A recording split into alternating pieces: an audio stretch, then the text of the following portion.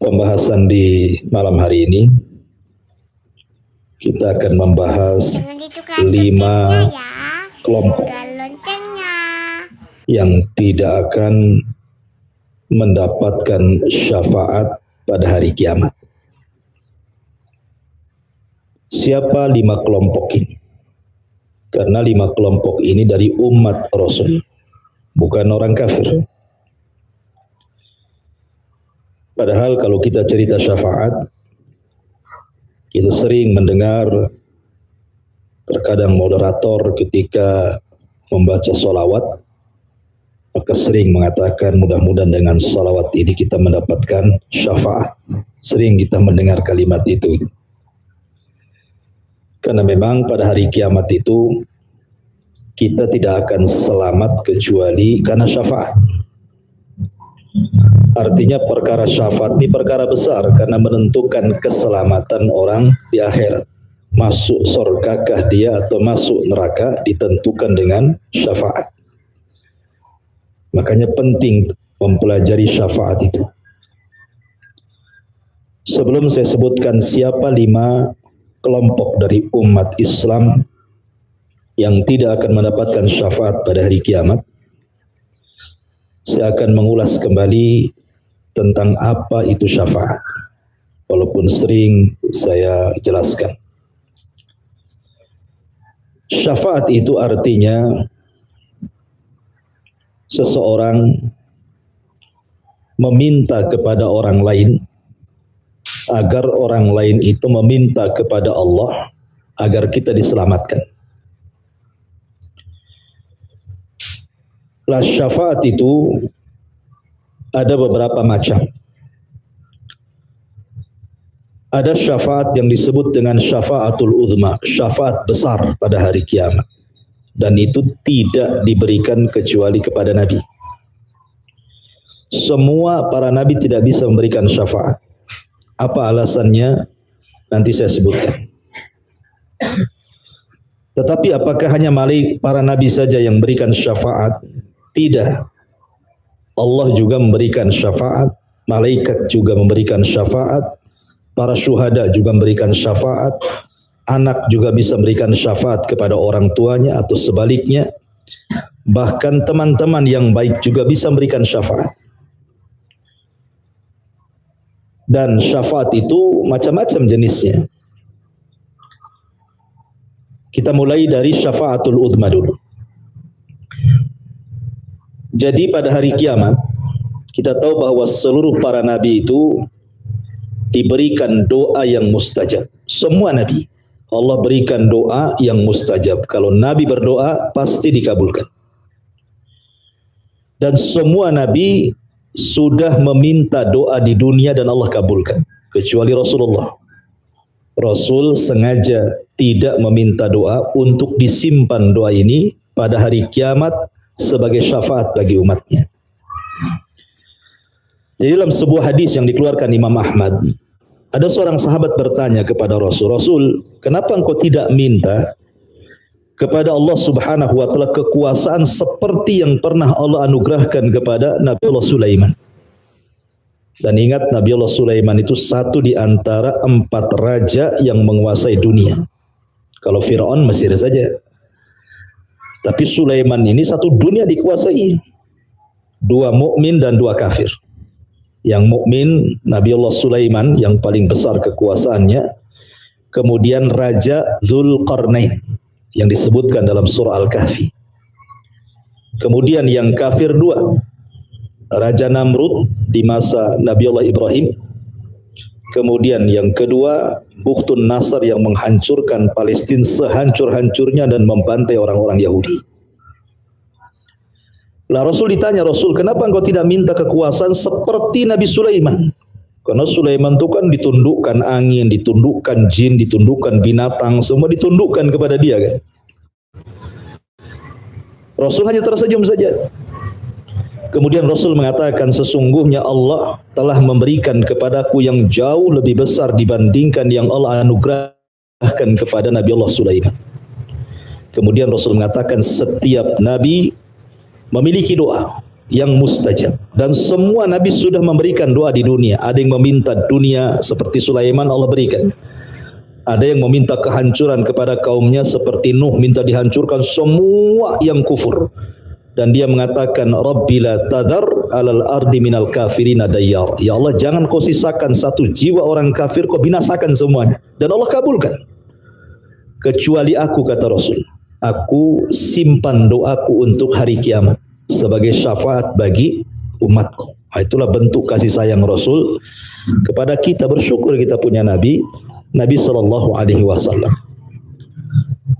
Jadi nanti pada hari kiamat, waalaikumsalam, manusia dikumpulkan di padang mahsyar. Dibangkitkan, pertama tidak dikhitan, yang kedua tidak pakai sandal, yang ketiga telanjang tanpa berpakaian, yang keempat tidak ada harta di badan. Artinya kembali seperti bayi yang dilahirkan. Itulah manusia dikumpulkan di padang mahsyar. Kemudian matahari didekatkan 1 mil di atas kepala. Kemudian keringat dicucurkan sampai kalau perahu itu bisa dilayarkan di atas keringat saking banyaknya. Dan kondisi mereka berdiri, tidak ada yang duduk apalagi berbaring. Mereka berdiri. Berapa lama? 50.000 tahun. Tentu bagi orang kafir, bagi orang-orang yang beriman berdirinya sesuai dengan hisabnya. Kalau hisabnya mudah ya tidak selama itu gitu ya. Kalau hisabnya sulit ya agak lama sedikit gitu ya. Lah ketika manusia kemudian kebingungan harus kemana mereka mengadu. Karena tidak mungkinlah mereka berdiri terus di situ. Kan harus jelas keputusannya gitu. Makanya orang-orang kemudian mulai mendatangi Adam, Nabi Allah Adam alaihi salatu wassalam, dan mengatakan, ya Adam, ishfa' lana ila rabbik, ala tara ila ma nahnu fi. Adam, engkau kan bapak manusia yang pertama. Allah menciptakan dengan kedua tangannya. Allah tiupkan ruh kepada dirimu. Para malaikat sujud kepadamu. Cobalah kalau minta kepada Allah syafaat. Lihat kondisi kami yang kesulitan hari ini. Tapi Nabi Allah Adam alaihi salatu wassalam menolak dan mengatakan tidak bisa. Kenapa? Innallaha qad ghadiba alayya ghadban lam yaghdab ba'dahu wala qablahu mithlah. Kenapa? Karena Allah pernah murka kepadaku yang tidak pernah murka sebelum dan sesudahnya. Kenapa? Karena Adam sudah memakan buah larangan sehingga diusir dari surga. Kata Adam, aku enggak bisa. Sebaiknya engkau pergi kepada Nuh. Karena Nuh itu Rasul pertama masalahnya. Dan termasuk ulul azmi yang pertama. Maka manusia bergerak ke Nabi Nuh alaihi salatu wassalam. Sama pertanyaannya. Ya Nuh, ishfa' lana ila rabbik, ala tara ila ma nahnu fi. Cobalah Nuh, engkau kan Rasul pertama. Mintalah kepada Allah syafaat bagi kami. Lihat kami ini kondisinya sudah kepanasan dengan matahari, keringat bercucuran, kami tersiksa. Cobalah minta syafaat kepada Allah agar Allah menyelamatkan kami. Tapi Nuh mengatakan sama dengan jawaban Adam.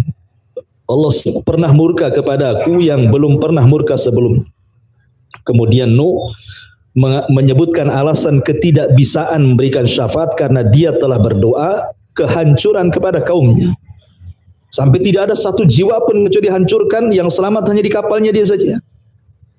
Dan semua manusia turunan orang yang di kapal itu. Dari 3 manusia putra Nuh. Satu dunia ini turunan 3 putra Nuh ini. Kalau enggak ke Yafis jalurnya pasti ke Syam. Kalau tidak ke Syam pasti ke Ham. Dan 3-tiganya putra Nuh. Kata Nuh, aku enggak bisa. Sebaiknya kau pergi kepada Ibrahim karena dia kekasih Allah, Khalilur Rahman.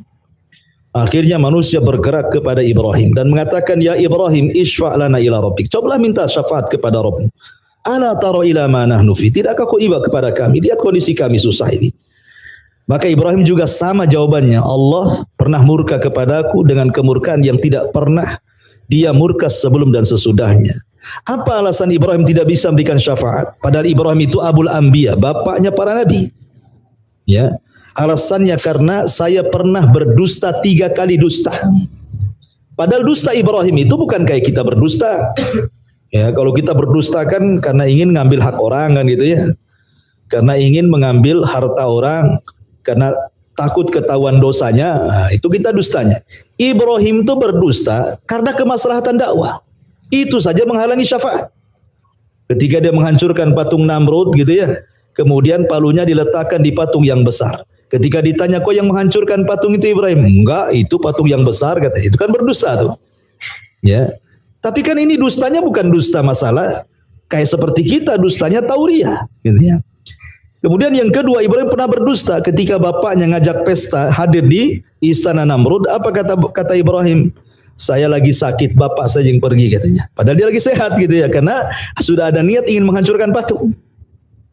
Kemudian yang ketiga, ketika hijrah bersama istrinya Hajar ke Mesir. Di Mesir itu ada raja zalim. Kalau ada suami istrinya cantik, diambil istrinya, suaminya dibunuh. Lah Hajar, Siti Sarah itu, istri Ibrahim itu wanita paling cantik. Sampai dalam kisah Israiliyat itu dia mendapatkan separuh kecantikan Hawa. Kalau Yusuf kan separuh ketampanan Adam ya. Kalau separuh kecantikan Hawa itu ya Siti Sarah itu cantik sekali. Maka Ibrahim mengatakan kepada Sarah istrinya, nanti kalau ditangkap sama raja zalim ini, kamu jangan bilang istri saya, bilang saja saudari saya gitu ya. Maksudnya saudari seiman gitu kan. Tapi ini dusta yang menjadikan Ibrahim tidak berikan syafaat akhirnya. Kata Ibrahim, aku tidak bisa, aku sudah berdosa 3 kali. Sebaiknya kau pergi kepada Musa. Musa itu kalimur Rahman, orang yang banyak berdialog dengan Allah. Datanglah mereka kepada Musa. Ya Musa, berikan syafaat kepada kami. Mintalah kepada Rabbmu. Kata Musa, tidak bisa, aku pernah membunuh masalahnya. Ya.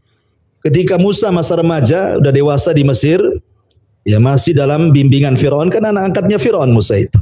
Jalan-jalan dia ke Mesir. Ada 2 anak muda bertengkar. Satu dari Bani Israel, satu pula dari kaum Kibti, kaumnya Firaun. Musa melihat bahwa yang benar itu anak muda dari Bani Israel, yang salah itu pemuda dari kaum Kibti.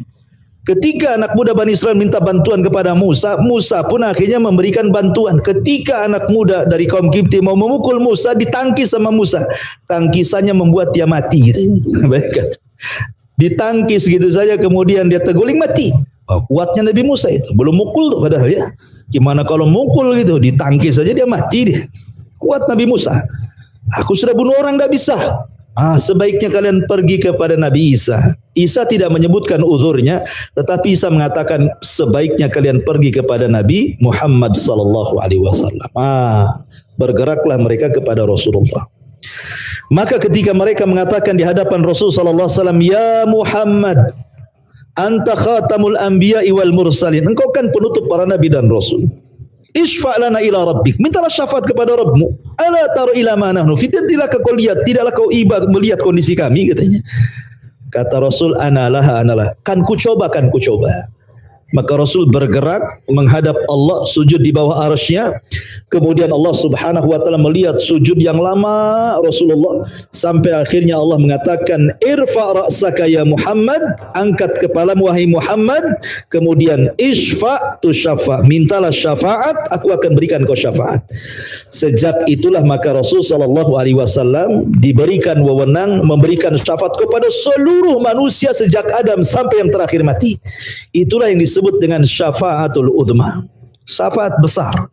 Rasul diberikan wewenang memberikan syafaat, dan Rasul mengatakan as'adun nas bi syafaati yaumal qiyamah man qala la ilaha illallah. Orang yang paling bahagia dengan syafaatku pada hari kiamat adalah orang yang mengucapkan kalimat la ilaha illallah, tauhid. Ya, ini namanya syafaat khusus namanya. Lah ada syafaat itu sifatnya umum. Di antaranya adalah orang-orang yang sudah diponis masuk surga, tidak bisa masuk surga. Jadi orang itu berjubel saja di pintu-pintu surga itu, karena pintu surga nggak dibuka masalahnya. Makanya Rasul mengatakan, sayati alaikum zaman kadidum minaz ziham. Akan datang zamannya kepada kalian manusia berdesak-desakan di pintu surga, tidak bisa masuk surga, pintunya tertutup.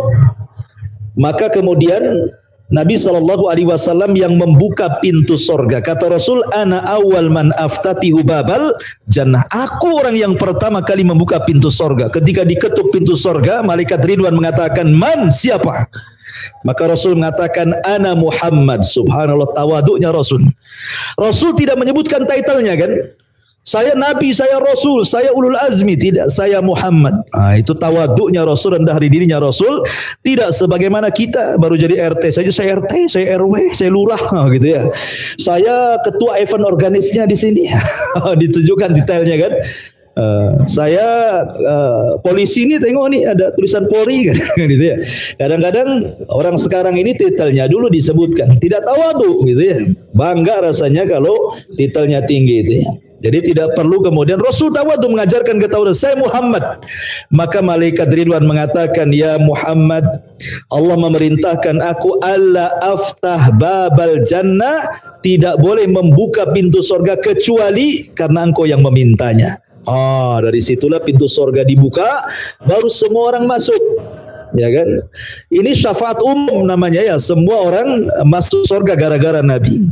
Ada syafaat itu orang yang diponis masuk neraka tidak jadi masuk neraka, dimasukkan ke dalam surga. Ada juga orang yang sudah masuk neraka, sudah gosong tuh, di neraka itu sudah nggak ada lagi. Yang namanya orang dibakar kan, ya pasti gosong lah. Ya sudah jadi abu itu. Maka Rasul meminta agar diselamatkan abu itu, diambil kemudian diletakkan di sungai kehidupan, akhirnya seperti biji yang disiram tumbuh jadi manusia lagi.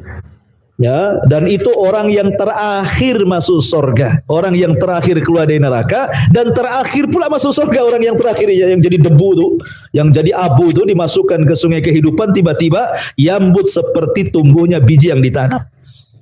Itu pintu surga sudah ditutup tuh, yang terakhir itu sudah ditutup. Cuman di antara sungai kehidupan dengan surga itu dia melihat pohon. Pohon itu penuh dengan buah. Di situ ada air, mata air. Namanya di neraka kan, makanannya zakum. Kalaupun minum air neraka, ususnya hancur gitu kan. Jadi dia minta kepada Allah, ya Allah dekatkan aku ke pohon itu. Karena melihat buah-buahan yang random kan. Di neraka nggak pernah melihat buah kayak gitu.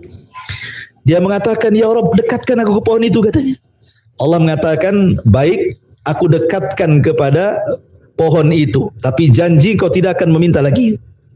Maka dia mengatakan, berjanji ya Rabb, tolong dekatkan kepada pohon itu. Akhirnya didekatlah ke pohon itu. Wah, dia makan buahnya, dia minum, tidak pernah dirasakan di neraka seperti itu. Nikmat luar biasa tuh. Rupanya setelah lewat pohon itu ada pohon yang lebih besar lagi, buah-buahnya lebih banyak lagi, kenikmatannya lebih banyak lagi. Dia mengatakan, ya Rabb, tolong dekatkan lagi ke pohon itu. Lah, tadi kan sudah janji, kamu tidak meminta lagi. Iya, terakhir ini katanya. Akhirnya didekatkan. Rupanya setelah ke pohon yang kedua itu, dia melihat pintu sorga. Diintiplah dari pintu sorga itu. Dia mengatakan, ya Rabb, masukkanlah aku ke situ katanya. Gitu. Lah tadi kau janji tidak akan minta lagi katanya kan.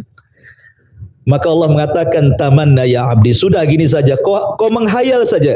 Kira-kira kalau kau ingin mendapatkan nikmat, seperti apa nikmat yang kau inginkan? Bayangkan saja ketika kau di dunia minta apa? Ingin jadi raja, ingin jadi presiden, ingin punya kekuasaan, ingin sebutkan nikmatmu. Menghayallah hamba ini sampai ujung hayalannya. Maka Allah Subhanahu wa taala memberikan 10 kali lipat dari hayalannya. Dibukakan pintu sorga, dimasukkan ke dalam sorga, seolah-olah dia orang yang pertama masuk sorga, padahal yang terakhir gitu. Karena merasa nikmat gitu kan, seolah-olah dia yang pertama masuk sorga itu. Karena kenikmatan sorga itu menghilangkan keperitan di neraka masalahnya. Sekali celupan di sorga itu hilang keperitan semuanya. Itulah enaknya sorga. Ya. Masyurul muslimin wal muslimat rahimani wa rahimakumullah. Jadi banyak baca pada syafaatnya. Tapi yang ingin saya jelaskan di malam hari ini, ada 5 kelompok dari umat Rasul. Mereka tidak dapat syafaat. Artinya kalau tidak dapat syafaat ini kan bahaya. Ya, karena syafaat itu menentukan orang masuk surga dan masuk neraka. Paling tinggi ketika orang tidak mendapatkan syafaat, dia bisa masuk surga itu karena rahmat. Karena kasih sayang Allah saja dia masuk surga itu. Kalau bukan karena kasih sayang Allah, dia tidak akan masuk surga selamanya. Siapa 5 kelompok ini? Yang pertama, kata Nabi SAW, orang yang melakukan kesyirikan. Orang yang melakukan kesyirikan tidak akan mendapatkan syafaat. Allah berfirman, fala tanfa'uhum syafa'atus syafi'in. Orang yang melakukan kesyirikan tidak bermanfaat orang yang memberikan syafaat kepadanya. Ingat, jangan melakukan kesyirikan. Syirik itu artinya menyembah kepada selain Allah. percaya kepada dukun, kepada tangkal gitu ya, kepada kelenik-kelenik. Nggak usahlah percaya pada perkara-perkara tersebut karena bisa mengantarkan kepada kesyirikan. Ya, ini yang pertama. Yang kedua, la'anun, orang tukang laknat. Ya, kan banyak di masyarakat tukang laknat itu ya. Sebagaimana hadis Abi Darda radhiyallahu an. Dia mendengar Nabi SAW bersabda, la yakununa al-la'anuna syufa'a wala syuhada yaumal qiyamah. Tidak akan pernah para pencela, para pelaknat, para pemaki gitu ya. Mereka akan mendapatkan syafaat, tidak pula menjadi saksi pada hari kiamat. Oh, di masyarakat ini tukang laknat banyak. Hati-hati jangan suka laknat. Kan ada orang itu kalau ngomong itu kebun binatang keluar semua kan, dikit-dikit marah, sedikit-sedikit maaf dia mengatakan anjing kau begitu kan biasanya. Kadang-kadang babi, nggak ada yang mengatakan semut, nggak ada. Rata-rata yang jelek-jelek yang keluar itu ya. Dasar buaya, udah buaya darat lagi katanya. Buaya darat gitu ya. Jadi kadang-kadang orang suka mencela. Ya, kadang-kadang ada orang latah mengucapkan kalimat-kalimat kotor. Padahal sibabul muslim kakatli, mencela seorang muslim itu sama dengan membunuhnya pelan-pelan. Ya, jadi orang suka melaknat, suka mencaci, suka memaki, ya, malah marah boleh, tetapi jangan memaki gitu ya. Jangan kemudian mengucapkan kalimat-kalimat kotor. Lah ini ngeri di masyarakat. Ini udah biasa kalimat-kalimat makian, cacian, laknatan ini. Ini salah satu kata Rasul, orang ini tidak dapat syafaat pada hari kiamat. Kadang-kadang dia melaknat orang tuanya, lebih parah lagi. Orang tuanya dimaki. Ya, kadang-kadang saudaranya dimaki, kerabatnya dimaki, orang lain sama, pokoknya di masyarakat paling banyak ini para pelaknat, para pencaci, para pemaki ini. Ketahuilah mereka tidak akan dapat syafaat pada hari kiamat. Karena Rasul yang mengatakan la yakununa la'anuna syufa'a wala syuhada yaumal qiyamah. Para pelaknat, para pencaci, para pemaki itu tidak akan dapat syafaat dan tidak akan jadi saksi pada hari kiamat. Padahal umat Rasul itu akan jadi saksi bagi umat-umat sebelumnya. Ya, ini yang kedua. Yang ketiga, orang-orang yang tidak mendapatkan syafaat pada hari kiamat, kata Nabi SAW, pemimpin yang zalim. Dalam sebuah hadis yang dikeluarkan Imam Tabrani dalam Mu'jam Al-Awsat dari hadis Abi Umamah Al-Bahili radhiyallahu an, Nabi mengatakan simfani min ummati lan tanalahuma syafa'ati yaumal qiyamah. Ada dua kelompok. Berarti ini sudah satu orang yang melakukan kesyirikan, dua orang yang suka melaknat, tiga dan empat di sini disebutkan. Sinfani min ummati. Ada dua kelompok di antara umatku tidak akan mendapatkan syafaatku pada hari kiamat. Kemudian Rasul menyebutkan dua kelompok itu. Pertama, imamun zalum, pemimpin yang kullu ghalin marikin, kata Rasul. Setiap orang yang melampaui batas. Ya, yang melampaui batas dalam agama sehingga dengan melampaui batasnya pelan-pelan dia keluar dari agama. Makanya Rasul ketika menceritakan tentang Yahudi dan Nasrani, apa kata Rasul? Kata Nabi SAW, la tutruni kama ataratin nasara Isa bin Maryam. Jangan kalian berlebihan kepadaku seperti orang Nasrani berlebihan kepada Isa, menganggap Isa anak Tuhan, Isa satu di antara tiga Tuhan, atau Isa Tuhan itu sendiri. Maka dalam beragama itu jangan berlebihan. Karena Rasul pernah suatu ketika lempar jumroh. Anda yang pernah haji, ada yang Bu Haja di sini? Belum ada ya? Ada yang pernah haji, Bu? Nggak ada. Kalau ingin dipanggil Bu Haja, cari suami yang pernah haji, nikah, nanti dipanggil Bu Haja tuh. Kan itu ngikut suaminya gitu ya. Tapi kalau antum-antum nggak perlu pakai jubah, ya kan, pakai peci kemudian putih, masuk ke pasar pasti dipanggil Pak Haji. Haji bodong kan. Intinya bahwa Nabi itu ketika melempar jumroh tuh, kan melempar jumroh itu kan pakai batu kecil begini, ya, kerikil-kerikil kecil. Rasul meminta kepada Abdullah ibn Abbas radhiyallahu anhuma, tolong ambilkan batu-batu kecil, ya kan? Diambillah batu-batu kecil ini.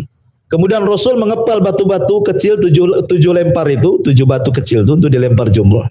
Kata Nabi SAW, hakada tarmun. Seperti inilah kalian harus melempar, kayak batu-batu ini.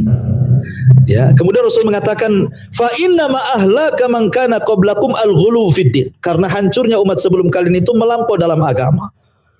Makanya orang-orang lempar jumroh ini rupanya bukan batu yang dilempar, payung dilempar, sandal dilempar katanya. Karena keyakinan ngelempar setan dari mana? Itu sunnah Nabi.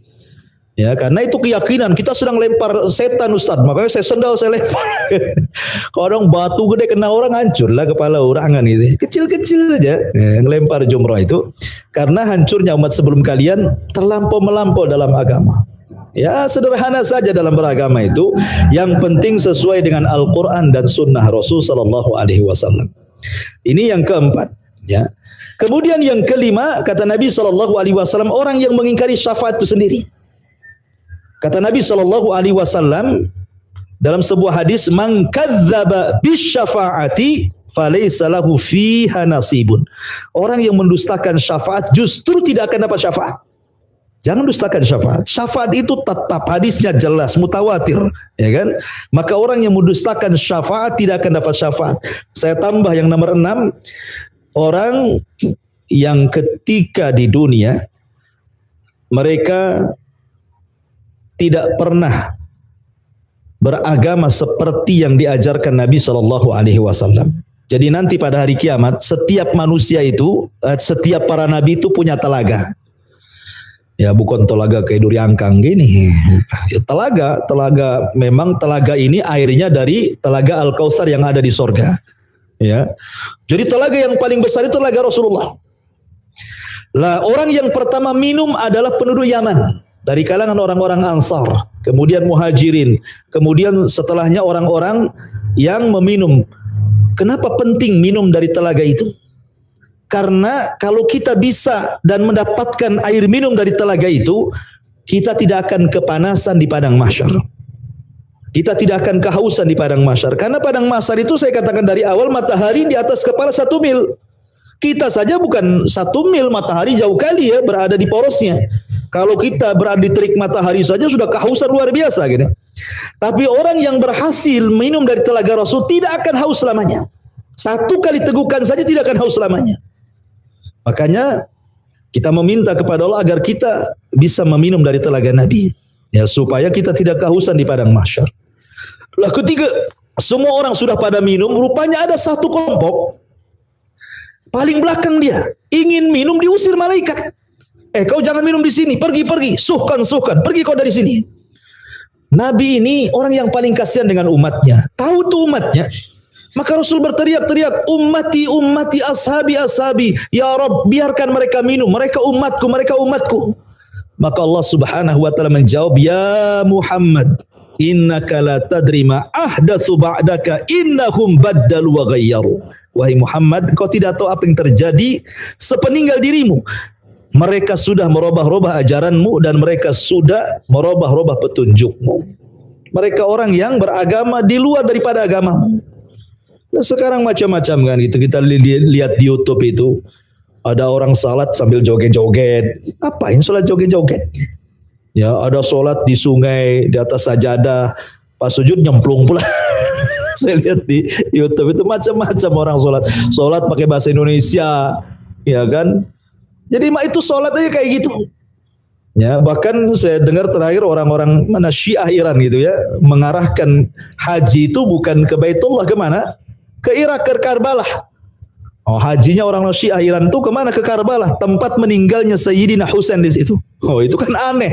Orang haji ke Mekah, ini pula haji ke Irak, pula ngapain pula? Ya, solatnya pula beda.